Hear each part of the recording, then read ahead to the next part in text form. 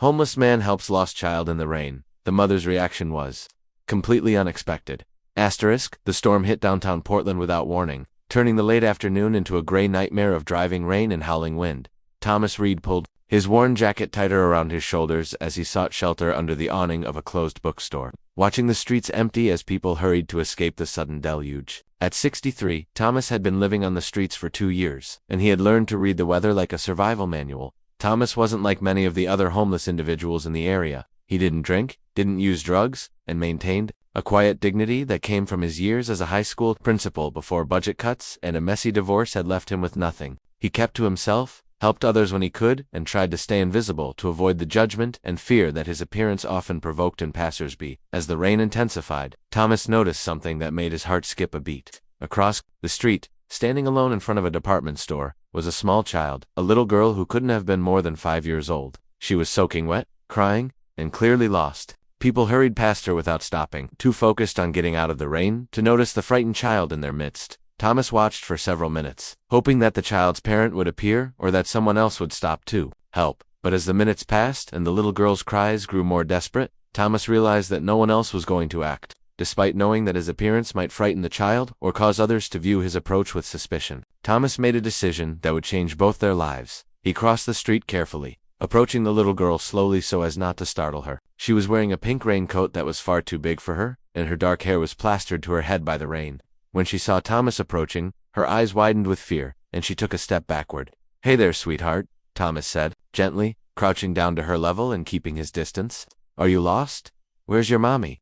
The little girl hiccuped through her tears. "I can't find her. We were shopping, and I saw a puppy in the window, and when I turned around, Mommy was gone." Thomas's heart ached for the frightened child. He looked around, hoping to spot a frantic parent searching for their daughter, but the streets were nearly empty due to the storm. "What's your name, honey?" Thomas asked, his voice calm and reassuring despite the urgency of the situation. "Sophie." The little girl whispered, "Sophie Martinez? That's a beautiful name. Sophie, I'm Thomas. Listen, we need to get you out of this rain and find your mommy. Okay, do you remember what store you were in with her?" Sophie pointed toward the large department store behind her, Macy's. "We were looking at clothes for my birthday party." Thomas nodded, formulating a plan. He knew that approaching the store's security with a lost child while looking like a homeless man could create complications. But Sophie's safety was more important than his own comfort. "Sophie, I'm going to help you find your mommy, but I need you to stay close to me, okay? Don't be scared. I'm one of the good guys." Thomas gently guided Sophie toward the entrance of Macy's, his protective instincts overriding his concerns about how others might perceive him. As they entered the store, he could feel the suspicious stares of other shoppers and security personnel. A little girl with a disheveled homeless man was exactly the kind of situation that raised red flags, and Thomas knew he had to act quickly and transparently. "Excuse me," Thomas called to the nearest security guard, a young man in his 20s, who was already eyeing them warily. "This little girl is lost. She was separated from her mother somewhere in the store." The security guard's hand moved instinctively toward his radio, his training telling him to be cautious about homeless individuals. "With children, sir, I'm going to need you to step back from the child while we sort this out." Sophie, frightened by the guard's stern tone, moved closer to Thomas. "He's helping me," she said, her small voice defiant despite her tears. "He found me in the rain." Thomas raised his hands peacefully, understanding the guard's caution. "I found her outside, crying and alone in the storm. I just want to help her find her mother. Her name is Sophie Martinez, and they were shopping for clothes for her birthday party." Before the situation could escalate further, a woman's voice cut through the store's ambient noise like a knife. Sophie, where are you?" The voice was filled with panic and desperation, and Sophie's face immediately lit up with recognition. "Mommy," she screamed, breaking away from Thomas and running toward the voice. A woman in her 30s appeared around a clothing rack, her face streaked with tears and her eyes wild with fear. When she saw Sophie running toward her, she dropped to her knees and swept the little girl into her arms, sobbing with relief. "Oh my God, Sophie, I've been looking everywhere for you. I thought, The woman couldn't finish the sentence. Overwhelmed by the relief of finding her daughter safe, Thomas watched the reunion from a distance, a small smile on his weathered face. This was why he had acted for this moment of a mother and child. Finding each other again, he began to back away quietly, not wanting to intrude on their private moment, but Sophie's voice stopped him. "Mommy, this is Thomas. He found me outside in the rain and helped me find you." The woman, Isabella Martinez, looked up at Thomas for the first time, and her expression went through a rapid series of changes. First was gratitude, then confusion, as she took in his appearance, then something that looked almost like fear. You found her outside. Isabella asked, her voice uncertain. Thomas nodded, understanding her concern. She was standing alone, in front of the store, crying in the rain. I waited to see if anyone would help her, but when no one stopped, I couldn't just leave her there. Isabella studied Thomas's face, seeing the kindness in his eyes despite his rough appearance. The security guard was still hovering nearby, clearly unsure about the situation. But Isabella's maternal instincts were telling her something important about this man. How long was she out there? Isabella asked, her voice softer now. About 10 minutes before I approached her, maybe 15 total. She was getting soaked, and she was scared. Isabella felt a wave of shame wash over her. She had been frantically searching inside the store, never thinking that Sophie might have wandered outside. If this man hadn't found her daughter, if he hadn't cared enough to help. Thank you, Isabella said, her voice thick with emotion. Thank you for taking care of her. Thomas nodded simply. Any parent would have done the same thing. I'm just glad she's safe. As Thomas turned to leave, Isabella found herself studying him more closely. There was something about his manner, his way of speaking, that didn't match her preconceptions about homeless people. He was articulate, gentle with Sophie, and had handled the entire situation with a calm competence that spoke of experience with children. Wait, Isabella called out as Thomas reached the store's entrance. Please, wait a moment. Thomas turned back, surprised by the urgency in her voice. Isabella approached him with Sophie still in her arms, her expression thoughtful and curious. I'm sorry, but I have to ask, you're really good with children. Do you have kids of your own? Thomas's expression grew sad, and for a moment, Isabella thought she had overstepped. I did, he said quietly. A long time ago, and I worked with children. For most of my career. What kind of work? Isabella asked, genuinely curious now. I was a high school principal for 22 years. Before that, I taught middle school for 8 years. I've been around kids my whole professional life. Isabella's eyes widened in shock. A homeless man who was a former educator. It challenged everything she thought she knew about homelessness and the people who experienced it. What happened? She asked gently, then immediately regretted the personal question. I'm sorry, that's none of my business. Thomas shook his head. It's okay. Budget cuts eliminated my position 3 years ago. I was 59, too old for most districts to want to hire, too young for full retirement benefits. My divorce had already wiped out most of my savings, and when I couldn't find steady work, I lost my apartment. It's a more common story than you might think. Isabella felt her worldview shifting. Here was a man who had dedicated his life to educating children, who had just helped her daughter when she was in danger, and he was living on the streets because of circumstances beyond his control. Where are you staying? Isabella asked, though she suspected she already knew the answer. Wherever I can find shelter. Tonight, probably back under that bookstore awning if the rain stops. Isabella looked down at Sophie, who was listening to the conversation with the intense focus that children bring to adult discussions they don't fully understand. Mommy, Sophie said quietly, Thomas is nice. He made me feel safe when I was scared. Isabella made a decision that surprised even herself. Thomas, I know this might sound strange, but would you like to come home with us? Just for tonight? To get out of the rain, I could make you dinner, let you use the shower, give you a warm place to sleep.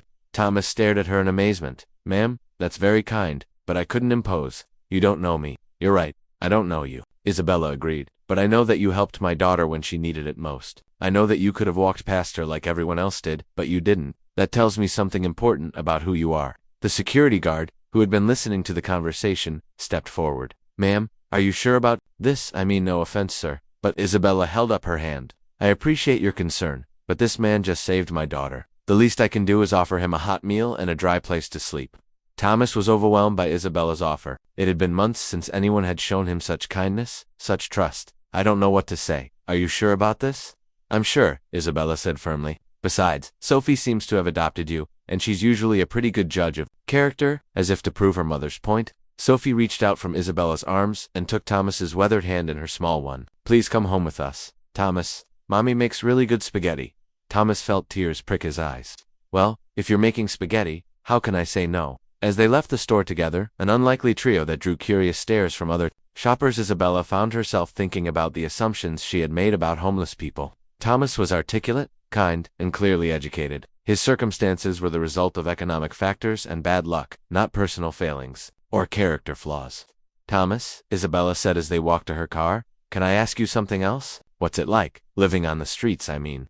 Thomas considered his answer carefully. It's harder than you might imagine, but not always in the ways you'd expect. The physical discomfort being cold, wet, hungry, that's difficult. But you adapt. The hardest part is becoming invisible. People look right through you, like you're not even human anymore. you start to forget who you used to be. Isabella felt a pang of guilt, remembering all the times she had hurried past homeless individuals without making eye contact, without acknowledging their existence. But today, Thomas continued, helping Sophie, talking with you, it reminded me that I'm still a person, that I still have something to offer the world. Isabella's modest apartment was warm and welcoming, filled with the comfortable clutter of a single mother's life. Children's artwork covered the refrigerator. Books were scattered on every surface, and the smell of something delicious wafted from the kitchen. For Thomas, who hadn't been inside a real home in over a year, it felt like stepping into a different world. The bathroom is down the hall, Isabella said, showing Thomas around.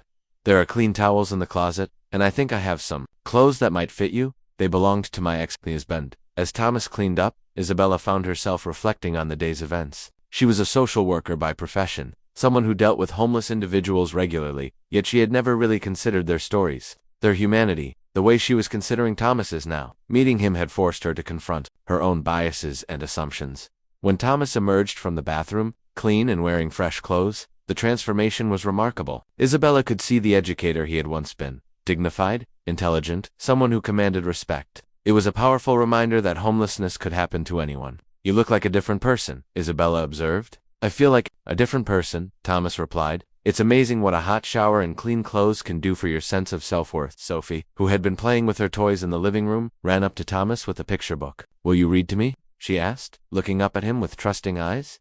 Thomas's face lit up. I'd love to, sweetheart. Isabella watched from the kitchen as Thomas sat on the couch with Sophie, reading to her with the practiced skill of someone who had spent years working with children. His voice was animated and engaging, bringing the story to life in a way that captivated Sophie's attention completely. You're really good at that, Isabella said when the story was finished. I've had a lot of practice, Thomas replied. Reading to children was always one of my favorite parts of being an educator. Over dinner, Thomas shared more of his story. He had been married for 15 years, but the marriage had ended badly when his wife left him for another man. He had no children of his own, which had been a source of deep sadness in his life, but he had found fulfillment in working with other people's children. I always thought I'd retire from education, maybe do some tutoring or volunteer work, Thomas said. I never imagined I'd end up on the streets. Isabella listened with growing admiration for Thomas's resilience and dignity. Despite everything he had lost, he hadn't become bitter or angry. He had maintained his compassion and his desire to help others, as evidenced by his actions with Sophie. Thomas, Isabella said carefully, what would it take for you to get back on your feet? What are the biggest obstacles you're facing? Thomas considered the question. Honestly, the biggest challenge is the catch-22 of homelessness. You need an address to get a job, but you need a job to get an address. You need clean clothes for interviews, but you need money to buy clean clothes. Every system assumes you have resources that you don't have. Isabella nodded, understanding the systemic barriers that kept people trapped in homelessness. As a social worker, she was familiar with these challenges, but hearing them from Thomas's perspective made them more real, more urgent. What about your teaching credentials? Are they still valid? Technically, yes, but I'd need to update my certifications, pass background checks, provide references. It's all possible, but it requires stability and resources that I don't currently have. Isabella found herself formulating an idea, something that seemed crazy but felt absolutely right. Thomas, what if I told you I might be able to help with some of those obstacles? Thomas looked at her skeptically. Isabella, you've already done more for me than I could have ever expected. I can't ask you to do more. You're not asking, Isabella said firmly. I'm offering, and I have my reasons. She paused, gathering her thoughts. I work for the Department of Social Services. I see homeless individuals every day, and I'm ashamed to admit that I've become somewhat callous to their situations. Meeting you, seeing how you helped Sophie, learning about your background, it's reminded me why I became a social worker in the first place. Thomas was quiet, processing what Isabella was saying. More than that, Isabella continued, Sophie hasn't stopped talking about you since we got home. She keeps asking when she'll see you again. You've made an impression on her that goes beyond just helping her when she was lost. Sophie, who had been coloring at the kitchen table, looked up at the mention of her name. Are you going to live with us now, Thomas? Isabella and Thomas both laughed at the child's directness. It's not quite that simple, sweetheart, Isabella explained, but maybe Thomas can visit us sometimes. I'd like that very much, Thomas said, his voice thick with emotion. Over the next few weeks, Isabella threw herself into helping Thomas navigate the complex systems designed to assist homeless individuals. She used her professional connections to expedite his applications for temporary housing, helped him gather the documents needed to update his teaching credentials, and even arranged for him to stay in a transitional housing facility while he got back on his feet. I can't believe how much red tape there is, Isabella said one afternoon, as they sat in another government office, waiting to speak with a caseworker. No wonder people give up on the system. Thomas nodded. When you're dealing with trauma, depression, and the daily struggle of survival, navigating bureaucracy becomes almost impossible. Having an advocate makes all the difference. Isabella's efforts were paying off.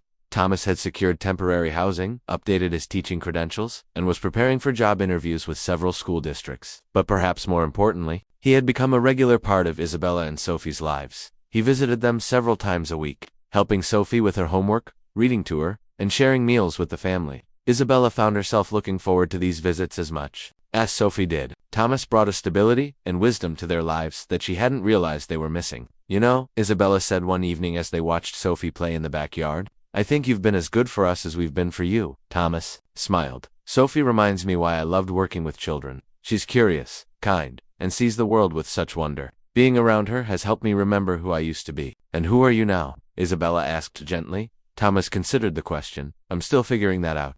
I'm not the same person I was before I became homeless. That experience changed me in ways I'm still understanding.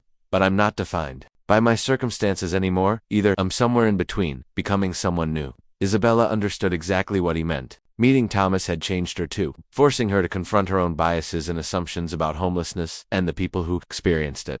The breakthrough came when Thomas was offered a position as a substitute teacher at Sophie's elementary school. The principal, Mrs. Rodriguez, had been impressed by his credentials and experience, and the school was in desperate need of qualified substitutes. It's not a permanent position, Thomas explained to Isabella and Sophie over dinner, but it's a start. It gets me back in the classroom, working with kids again. Sophie clapped her hands excitedly.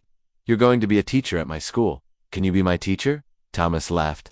I'll be a substitute teacher, sweetheart, which means I'll fill in when other teachers are sick. But maybe I'll get to teach your class sometime. Isabella felt a surge of pride watching Thomas's excitement about returning to education. The transformation in him over the past few weeks had been remarkable, from a broken man sleeping under awnings to a confident educator, preparing to re-enter his profession. I have something to tell you both, Isabella said, her voice serious. I've been thinking a lot about everything that's happened, about how we all met, about the changes in our lives.